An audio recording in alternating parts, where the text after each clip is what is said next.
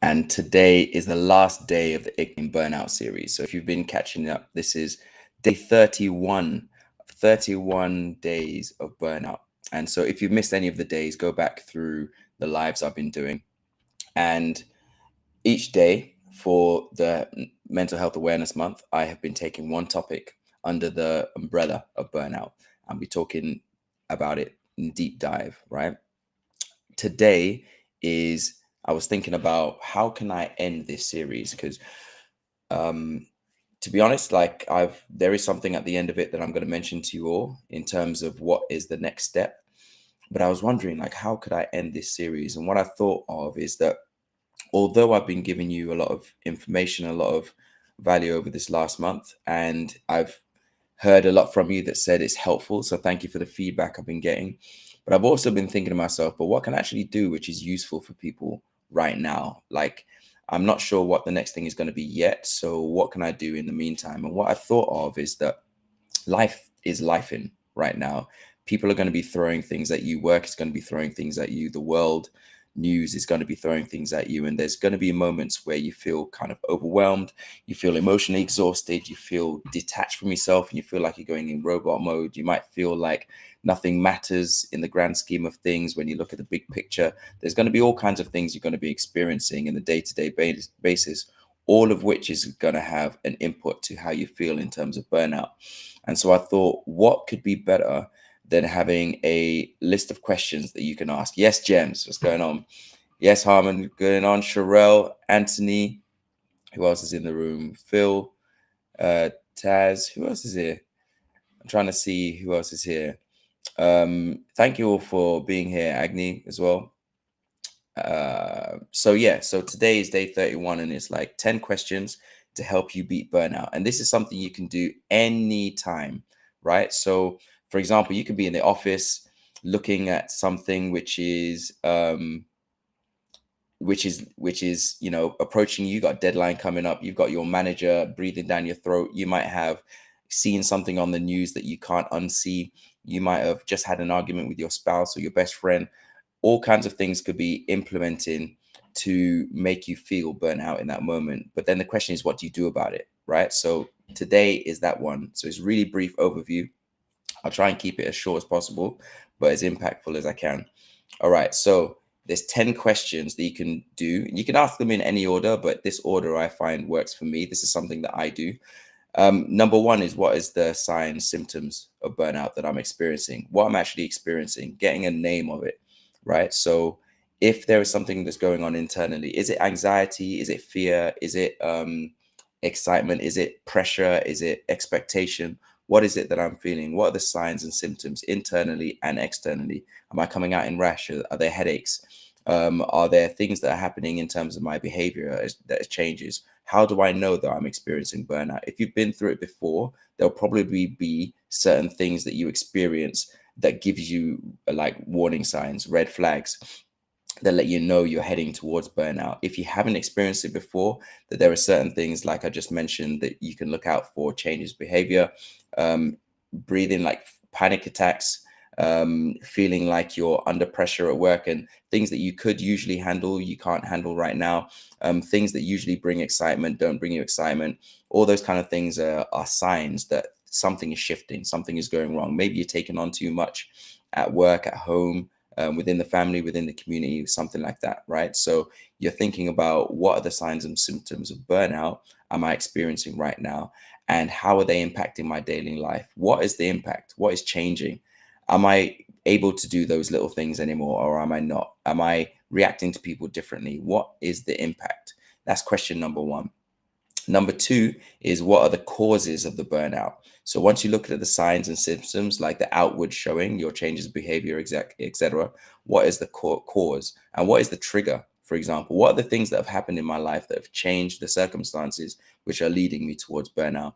Have I picked up too much at work? Have I not had enough sleep or hydrated myself or eaten recently? I get hangry, for example. If I don't eat well, I get really snappy and grouchy and stuff. I need to be well fed, and then I can usually have the capacity to deal with any kind of problem. Am I not being able to think straight or clearly? Am I not being able to complete sentences properly? Am I forgetting my keys all over the place? What are the things that are the signs and symptoms? What is causing it? Have I experienced grief recently?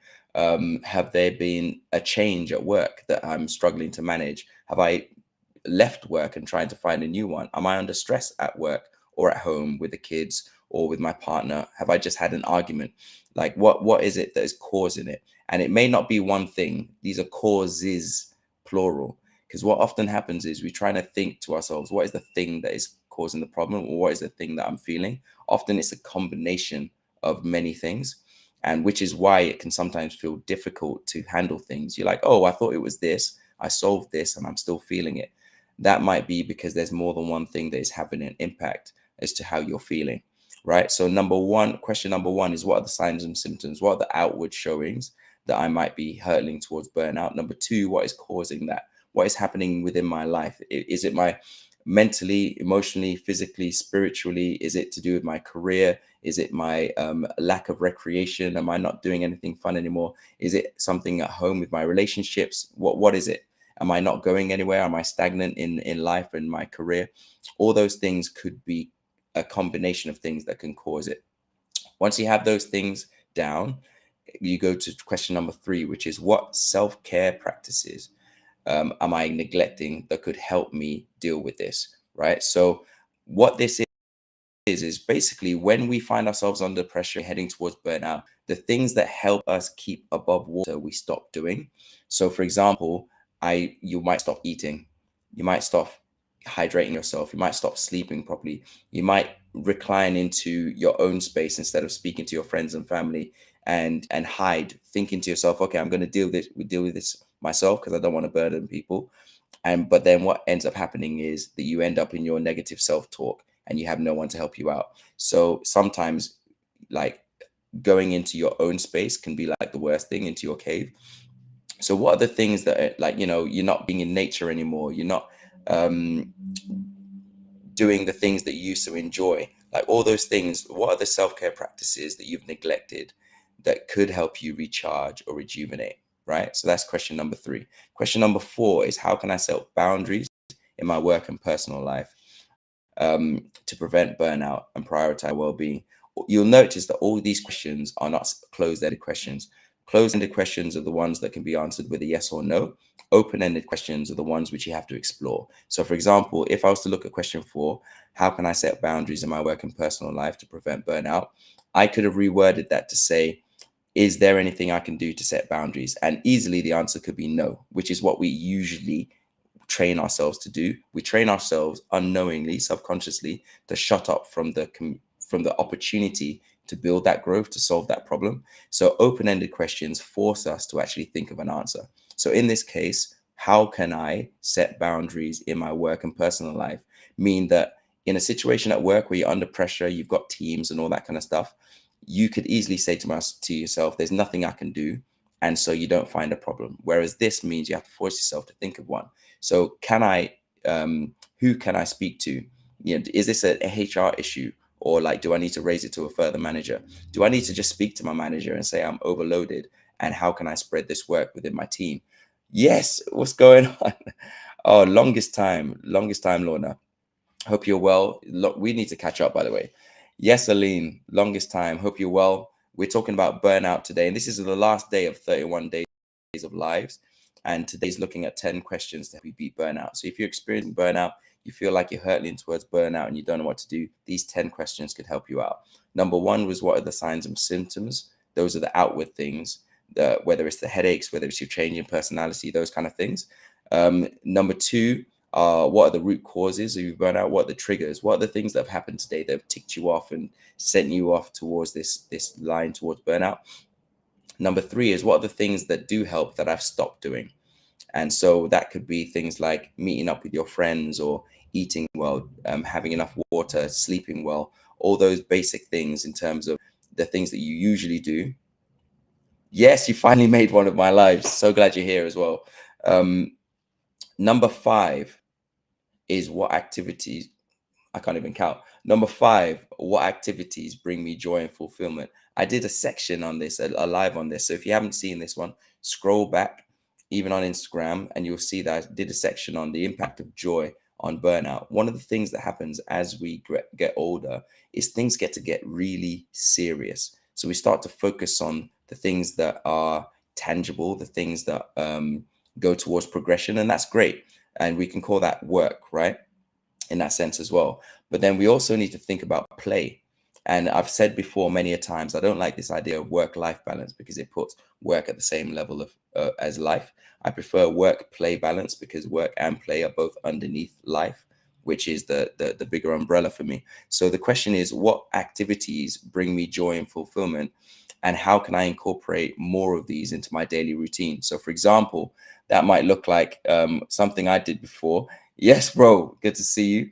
One of the things I did was go roller skating one day. One of the things I did was walking to the station instead of taking the bus so I can get more oxygen, and I'm walking along the river. Right? Yes, Sips, welcome. One of the things could be spending more time with my godchildren, because they bring me just as much joy as I bring them, right? If they hand me the imaginary phone, I answer, and I'll read them bedtime stories with all these voices and all this kind of stuff, and I feel lifted as a result. And so, what are the things that bring you joy and fulfillment that you can bring into your daily routine again? Question number 6, and this is an important one that I haven't actually spoken about, but I think I will need to do. Um, I will need to do a section on this by itself, which is, what are the limiting beliefs or negative thought patterns that are contributing to your burnout? So a lot of the challenges are actually within our mind, right? So there's a separation between what happens and what we think about it. They say pain is experienced in the body, suffering is experienced in the mind. So there is a tangible thing that happened, which is fact. This is what happened. But then how we deal with it can impact our well-being. So, for example, if we focus on the things we can't control, it's a vicious cycle that's going to lead us towards burnout because it's never going to change, but we think that it might, right? But then it's also, if there is things that we can do, but our limiting beliefs tell us we can't do anything about it, then we won't ever be able to bring ourselves out of that, right? So it's about training ourselves to understand, what are the limiting beliefs? What is it that I'm believing that isn't true?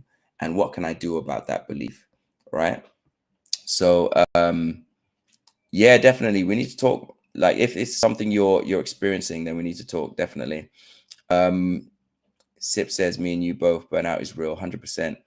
I suffered with burnout in the corporate world, as you know. Yeah, definitely. It is a big one in the corporate life, and it's something that I've seen happen a lot, and helping people through has been an eye-opener for me as well, because it's something where you can I always say this, you can Google this, right? You can Google all the signs and symptoms, etc., but until you experience it, you don't realize how wide reaching it can actually be, but then also what you can do about it. Yeah.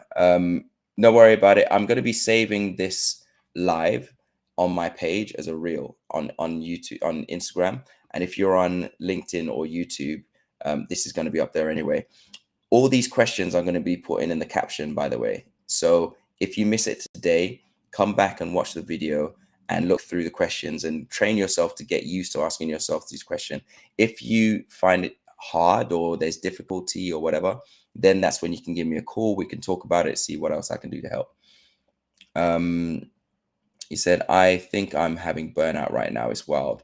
And that's a good thing to experience, actually, in sense of, at least you're aware of it. One of the things that we can go wrong is that we can experiencing without being aware, because maybe it's that our idea of burnout is very narrow. We might have seen a definition of it and being like, okay, cool, I'm not experiencing that, so I'm not experiencing burnout.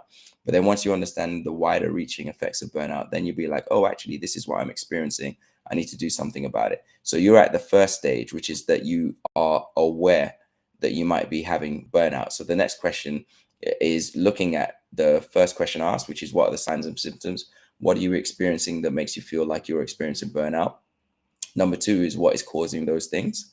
Is it the workload? Is it that you're driven? Is it that you're a perfectionist? Is it that there's other things emotionally that's happening within your life? Are you taking on too much at home as well as at work?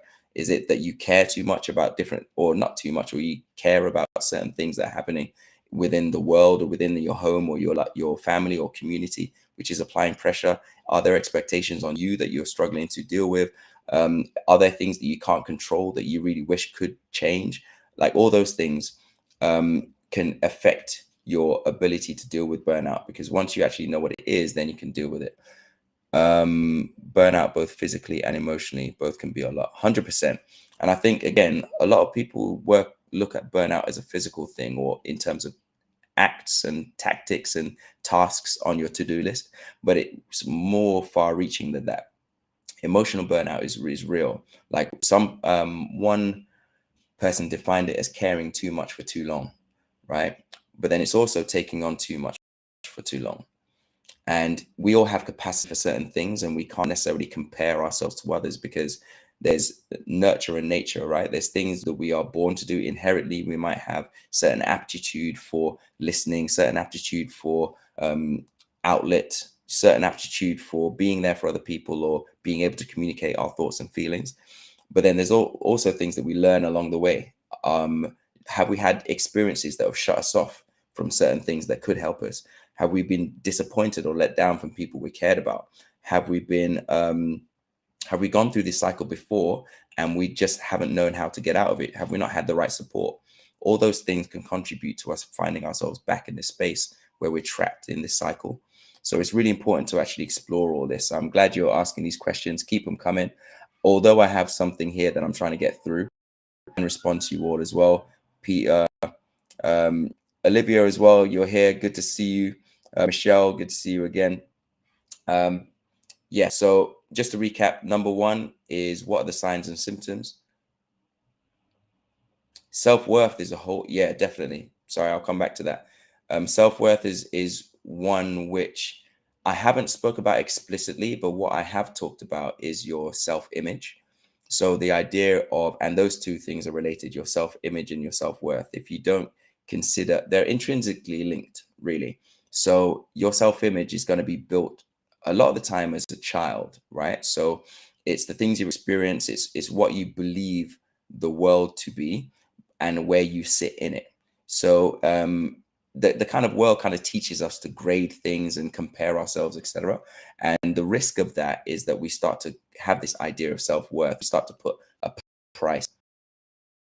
And then you think to yourself, okay, if I'm here, other people are here and here. The problem with that is that if we have an idea of ourselves which is low, then it can affect other things. So for example, if you find it hard to build boundaries, it's probably because you have a challenge with your self-worth or your self-image. Or do you feel like you're worth protecting? Because that's what a boundary is. We often think about boundaries as a wall to keep people out. But through therapy, one of the things that I've really loved as a definition is it's a demarcation of what is valuable within that boundary, right? So if I don't believe myself to be any more or less valuable than anyone else, then there will be no boundary. And people can walk through and there'll be nothing to let them know that you're on sacred ground now, right? And for me, I believe myself to be sacred ground. And so I protect that. And that is what boundary look like for me. So yeah, definitely. Listen, it's been a whole world over these past few years. I've done courses on communication, emotional intelligence, and therapy, all these kind of things. And all of it together is where I am right now. And it has not been easy, but it's been necessary. And so my thing right now is helping others do the same. I feel like Alexa is about to tell me that I need to go. So I'm going to have to start rounding this up in a second. But this, if you're catching on already, is 10 questions to help you beat burnout. And I think I'm on number 6, which was limiting beliefs. We just had that point on self-worth and self-image. That is all part of your limiting beliefs. If you have limiting beliefs or you have negative thought patterns, they could be contributed to by a low self-image or self-worth. The question then is, how do I improve my self-worth? And that depends on what kind of person you are, what kind of personality. For me, I go by evidence. So words of affirmation, for example, help. But for me, I really rely on evidence. What are the tangible things that I've done or whatever that can then prove myself? And it's not necessarily about accolades or things. It's what have I said that I would do that I've proved by doing it. If I say I'm going to wake up at at this time, and then I do wake up at that time, that is me sending a message to myself that I can trust myself. I can trust the words that come out of my mouth, and that builds self-confidence in myself, which helps me be like, okay, cool. So if I can't rely on anybody else, I know for sure I can rely on me. And that has built my self-worth, that my self-image, and that is something that is not chatted about too much either. Yeah, definitely. We need to catch up anyway. You're doing amazing things. By the way, if anybody is looking for any kind of support and stuff, go to Wellbeing Well You. That's Lorna Archer, and she's an incredible coach as well. So make sure to follow her if you're not following her already.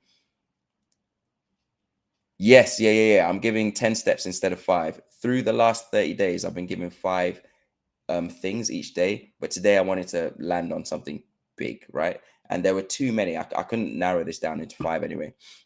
So number six is limiting beliefs or negative thought patterns. What are they? What limiting beliefs or negative thought patterns are contributing to my burnout, and how can I reframe them for more positive mindset? The reframing is huge. You have the power to restructure the way you look at things. Once you realize why we have these beliefs and mindsets, we can go back to the core, take it apart, and put it back together again in a way that is going to benefit us. And there's ways to do that, there's tools, but I'll give you a really simple example. Um, if I was to be lacking of sleep, and sleep is affecting, if you don't, it will affect your cognitive function, it affects your metabolism, it affects all kinds of things, right? So we need sleep. But what I used to do is say, I've got so much on right now, I can't afford to sleep. Reframing that is, I have so much on right now, I can't afford not to sleep, right? Because if you want to be at your best, you need to be well rested. There's a reason why you literally cannot live too long without sleep, right? If you keep yourself awake too long, then you start to have hallucinations, you lose your mind quite literally, and your function reduces, your capability. They say if you don't sleep, what is it like? If you don't sleep basically for not 48 hours, but even less than that, if you miss sleep, you basically have the same risk of attention deficiency as you would if you've been drinking or on drugs, right? So if you think about car accidents, for example, a lot of them happen because people haven't slept properly, right? So be aware that sleep is important. And just that little reframe, I can't afford to sleep because I'm doing so much. I can't afford not to sleep because I'm doing so much, can change the way you think. And we have control of that. And I don't think we spend enough time thinking about how we can reframe things to make it so that we can look at things differently and act in a way that's going to help us. Okay, so thank you. Definitely. She has the same name as your mom. Amazing. See all these connections. Oh, by the way, we've got like amazing people in here doing amazing things. Odias, you've got where is that book? While he's there, wait 1 second. Just because the author is in the room, if you haven't read this book, A Cry to War, get your hands on it. So yeah, I'm not even gonna say anything about it. Just know it's dope. Okay, so get your hands on that book. And again, this is actually, if I was to link it to that point about self-worth and limiting beliefs, for example, this is one of the things that helped. So this is about African civilizations, and it's like I call it Game of Thrones for African people, right? So it kind of debunks a lot of myths about that we think about our history. And there was 2 years of research that went into it. And when I read that book, I was just like, mind opened, and it gave me this idea of self-confidence, because I'm like, okay, cool. Actually, at this point in history, Africans were doing these amazing things. And so it's like, okay, cool. So that means that we're not from just slavery. There's so and so before that, which can help with your self confidence as well. And no doubt, definitely for the shout out, I use every opportunity, bro.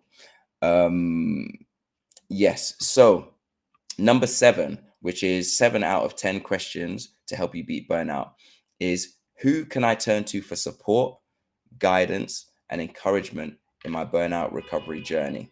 right? So this one is important as well. And I mentioned, if you've been keeping up with the talk so far, I've actually touched on this a few times, but community is really important when it comes to burnout. I mentioned this at the beginning of this session today, that what often happens is when people are experiencing burnout, they tend to hide. They tend to go into their own space, and which might be useful to be able to just work through things. But what ends up happening is, if you try and do everything yourself, it's too much to carry. It's too much to bear. And we actually, it's actually in those times of need that we need to be with people. We need to feel that we're seen, heard, that we need to feel loved in those spaces. And we can't do that when we don't speak to anyone, right? We can't do that when we don't show up at the social events. We can't do that when we don't um, let people know that we're struggling, right? And give them the opportunity to be there for us. If we don't do that, then we really will feel alone. And that is one thing that is like a hidden killer when it comes to burnout, is the idea that we really do just disappear within ourselves and don't allow people to be there for us, which gives us the impression that no one is there for us, and that cycle continues.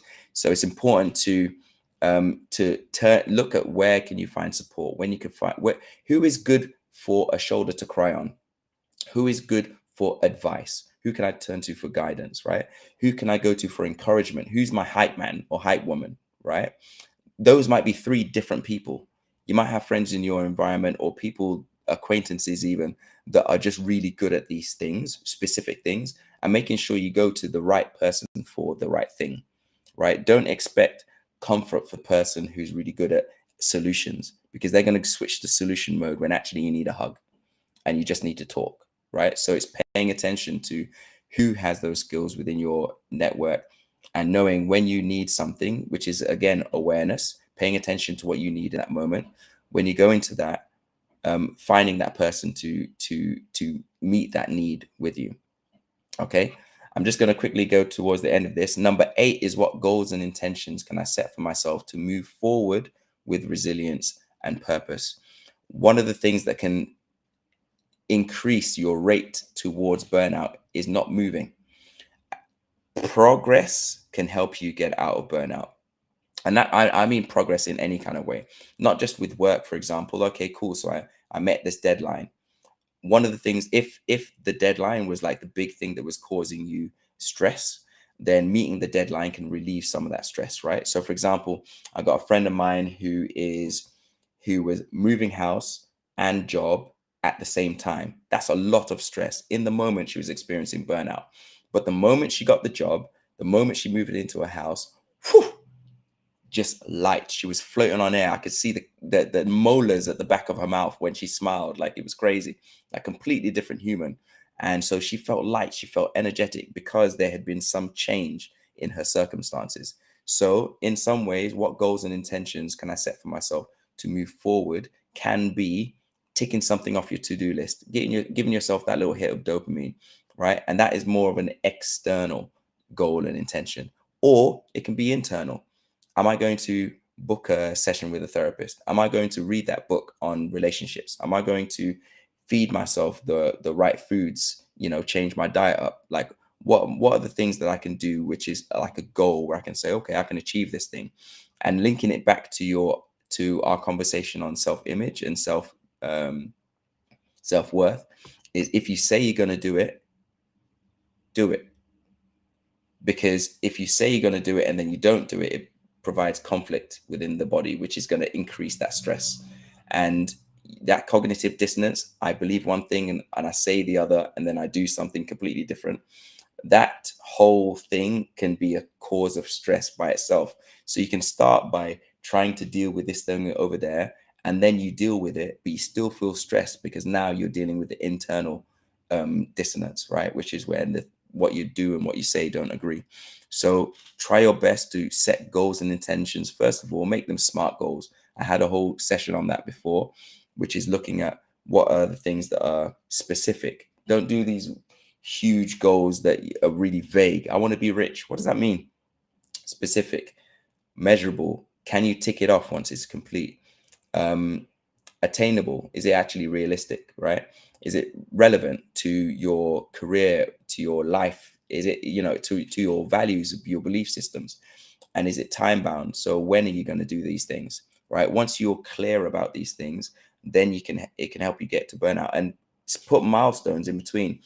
We had a whole session about um, celebrating the small wins, right? So don't wait until the complete end of the road before you say yes, well done. Actually, every little thing that you do is an achievement towards that goal.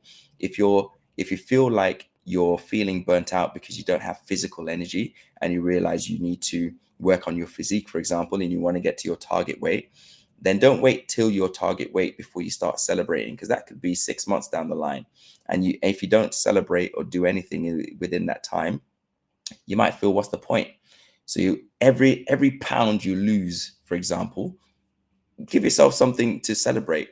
Dance around the house, listen to your favorite music, be like, I am celebrating myself today.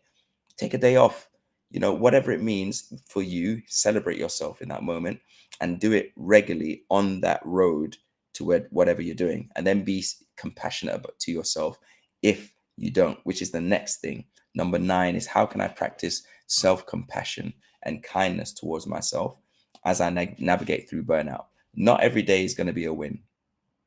Sometimes you're going to go forward, sometimes you're going to go backwards. Sometimes you're going to think you're at the end, and then some challenge will come up and you realize, actually, I haven't dealt with this at all. I feel like I'm still at the start.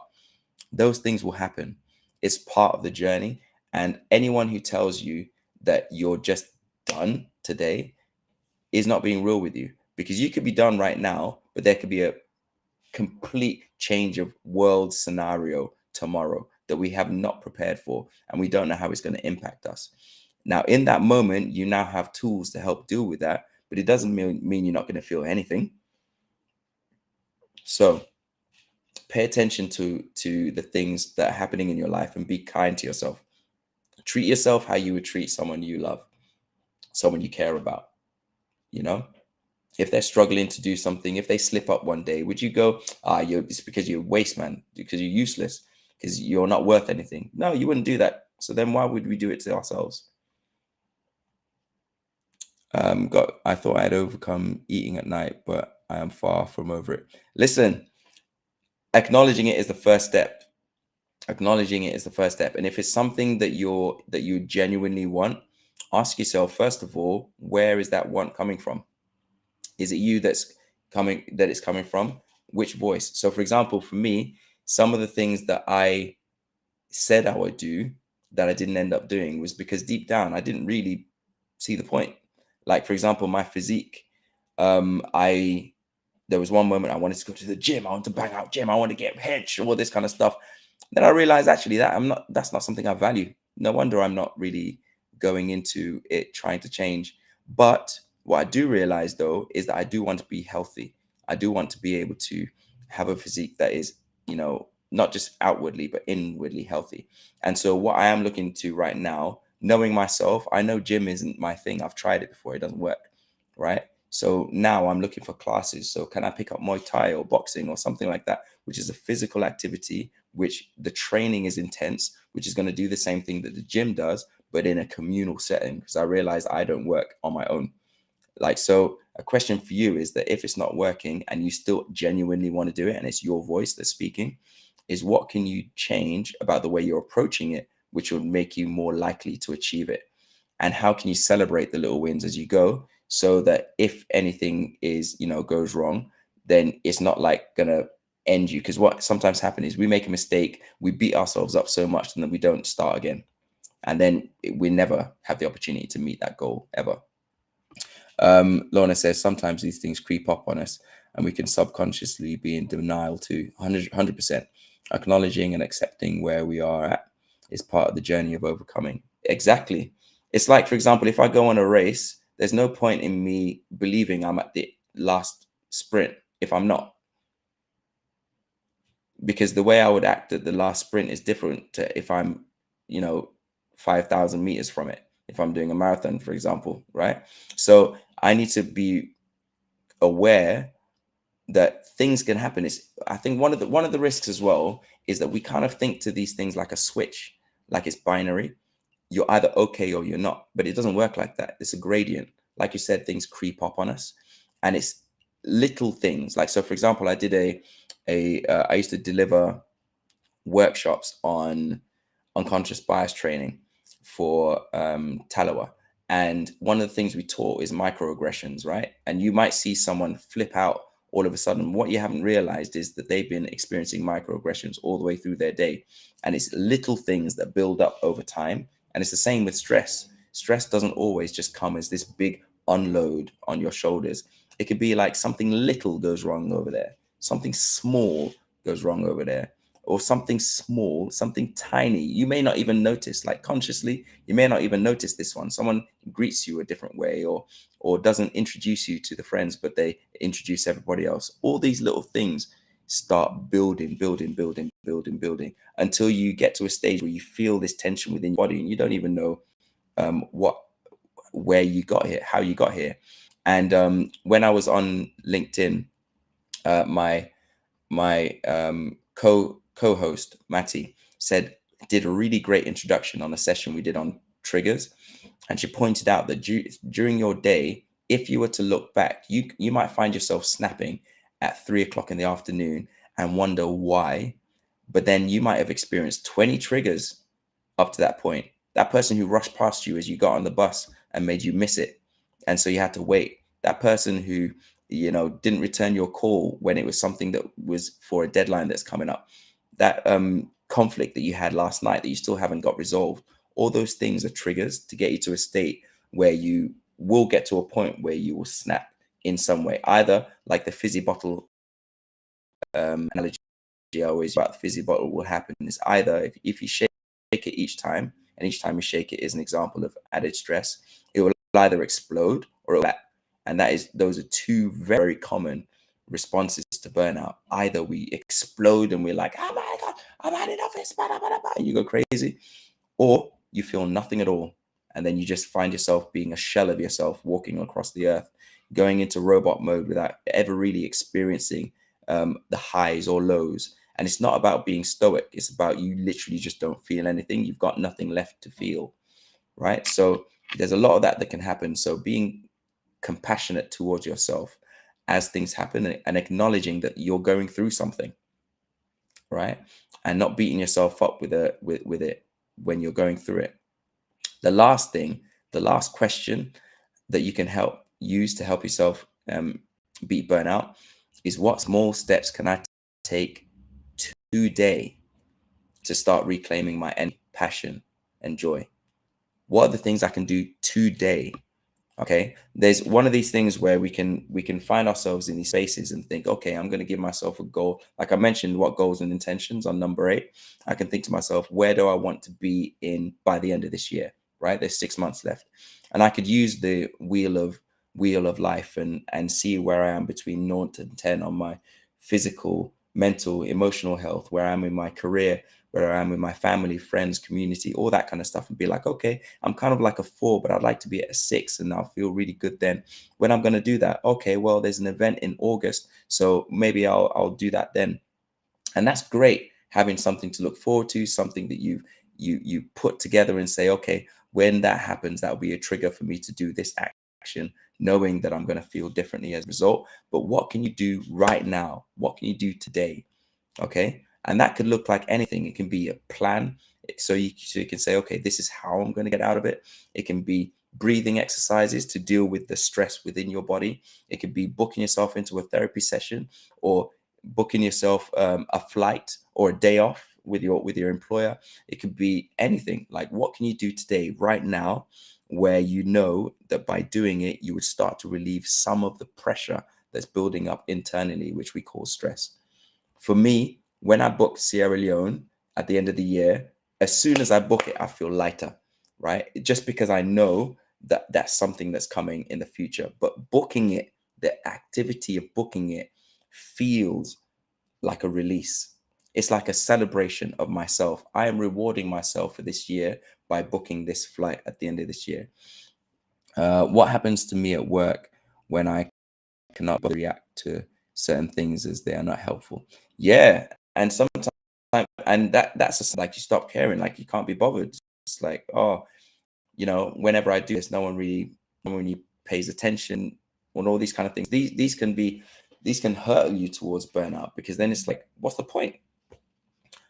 Sometimes it's as simple as saying no to what or who doesn't serve you at this moment. Set boundaries now. 100%. Decide for yourself what you're going to stand for and what you're not when it comes to boundaries, and actually think about it. Sometimes our internal boundaries to be crossed before we acknowledge them. But actually think to ourselves, what do we value? What would you not stand for? Like, actually imagine scenarios and plan for them.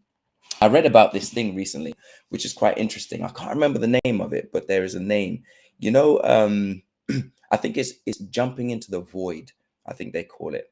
So, if you're on a bridge and for no reason in your mind, you're like, oh, what would your intrusive thoughts jump in? And they're like, what if I was to jump off? And it's like, you weren't even like, you would never do that, but for some reason the thought just crosses your mind. You're in an aircraft and you think, what if I was to open this door? Like, all these kind of things, really random intrusive thoughts. I found out that the reason why they happen is actually a survival mechanism that we as humans have developed over the centuries, the generation. Because what happens is, when there's something which could be a threat, but we don't feel the threat within us, our minds will create a scenario within our heads which will bring our attention to the fact that it could be a threat, so that we can do something to avoid the threat. Right? So all of a sudden, you're walking along a bridge, everything is fine, you're just marching, but then you think, oh my gosh, I'm on a bridge. Let me walk slower, let me pay attention to the ground, which means that you are less likely to fall. Right? And it's the same thing with burnout. Right? Sometimes we can our minds can think negatively about something, right?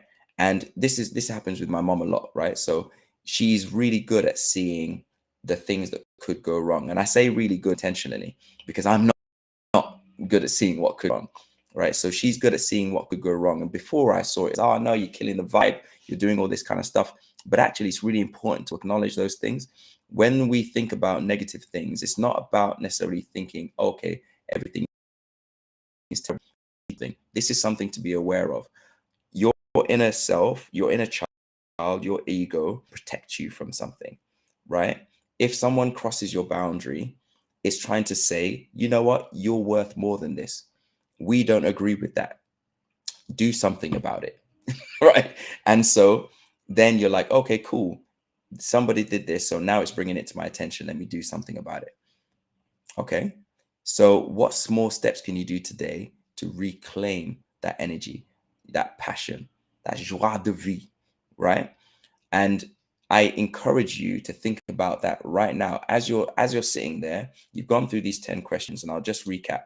So, today is about 10 questions to help you beat burnout. Question number 1 is, what signs and symptoms do I have? Right? What is the change that I'm experiencing outwardly that is letting me know that I'm maybe experiencing burnout? Number 2 is, what are the root causes of this burnout? And there could be a combination of them, internal and external. Number 3 is, what practices have I neglected that could have helped me recharge and rejuvenate? Are you getting enough sleep? Are you having enough water? Are you having the right people around you? Number 4 is, how can I set boundaries in my work and personal life to prevent burnout? Right? And prioritize my well-being. Are you even on your priority list, or do you let everyone else take control of your time? Right? If there's a day off that you set for yourself, do you actually have it as a day off, or can someone call you and then you just sack it off completely? Right? What are your boundaries? How can you set them and enforce them if people try and cross them again? Number 5 is, what activities bring me joy and fulfillment, and how can I incorporate more of these into my daily routine? If joy and fulfillment haven't been on your mind at all for a while, it's time for that to change. Think about it. What are the things that bring me joy and fulfillment, and how can I bring them into my life? Do I need to spend more time with my children, my friends, my family? Do I need to do something random that I used to love as a kid, but I don't appreciate anymore? Do I need to go painting? Do I need to take a walk in nature? Do I need to go roller skating? Anything. What do I need to do to bring joy and fulfillment back into my life? Number 6 is what limiting beliefs or negative thought patterns are contributing to my burnout. What am I thinking about so much that it's becoming so big that it's overwhelming me, but it hasn't happened yet? What are the things that are happening which are in my head, which are telling me that I can't achieve this thing, telling me that there's nothing I can do, when it's actually just that I need to reframe it. Okay.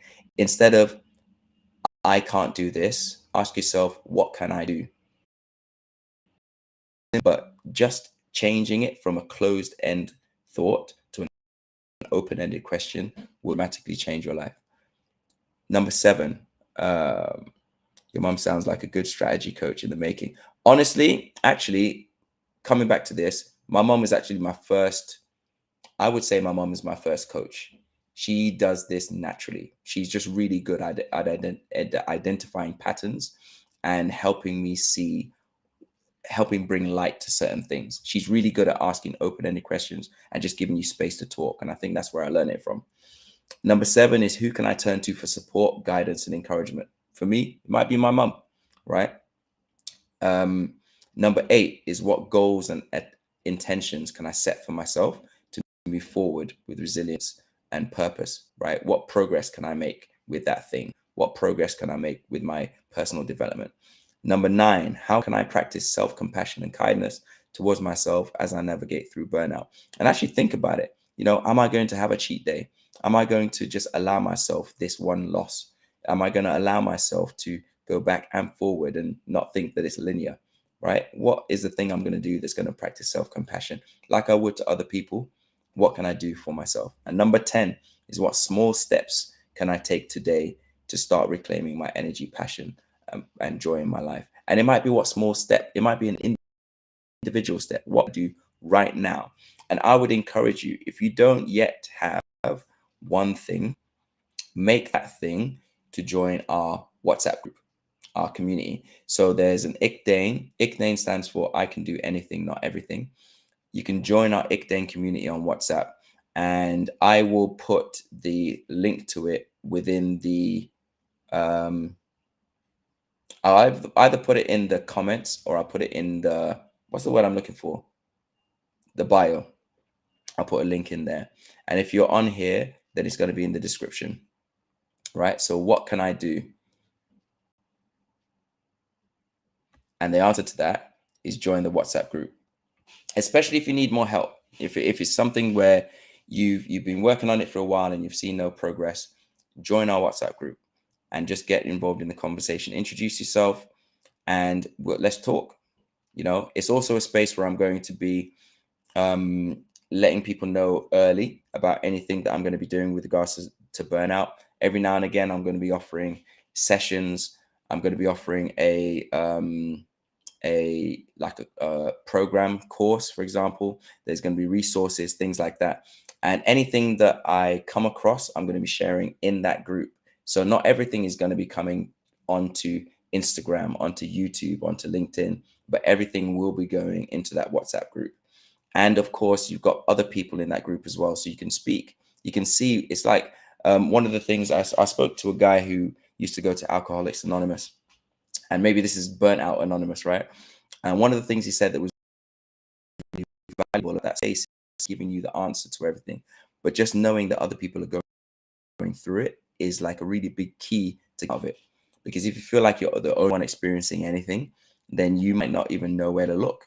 And having someone say, actually, I've experienced that too, is a big part of the release, right? And then, of course, next steps is that they can tell you what they did to help themselves out and how they got out. And then you can try it, and what works, you keep, what doesn't, you can release, right?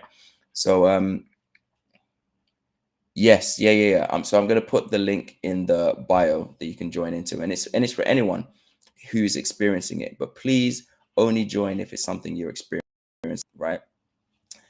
It's I want it to be a safe space where people can actually help each other, whether it's accountability. Hey, have you celebrated yourself today? Hey, you said you were going to do that thing. Have you been able to do that recently? Hey, have you spoken to anyone about this? Having a space where people can communicate like that is what I wanted to do. So, like I said, look out for the bio link in the bio. And I think when I put this up on Reels on a story, I'll put the link to the WhatsApp community there as well. Okay, so this is day 31. This is the end of 31 days of lives. If you don't believe me, go back through the lives. I've been here every single day this month. Actually, no, there's been a couple of days where I haven't, but I doubled up on the other days to make sure I finished on the right day. Okay. Who else do we have here, by the way? Livia, you're still here. Welcome, Michelle,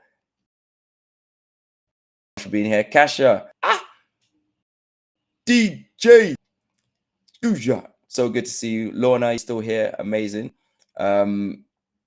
Yeah. And if any of this is useful to you, by the way, share it. If there's anyone who you know is experiencing it, send them a link. Let them know if this is something that they are experiencing, which they're really struggling with, especially. Let them know. You know, no problem. I'm gonna message you. We definitely need to catch up. It's been way too long. We bumped into each other at Liverpool Street, and then we haven't seen each other since, pretty much. So, yeah, we definitely need to do that. And thank you for sharing, Michelle. I really appreciate it. Okay, cool. So that is it for today. Remember, 10 questions to help you beat burnout. If you're experiencing burnout, save this video.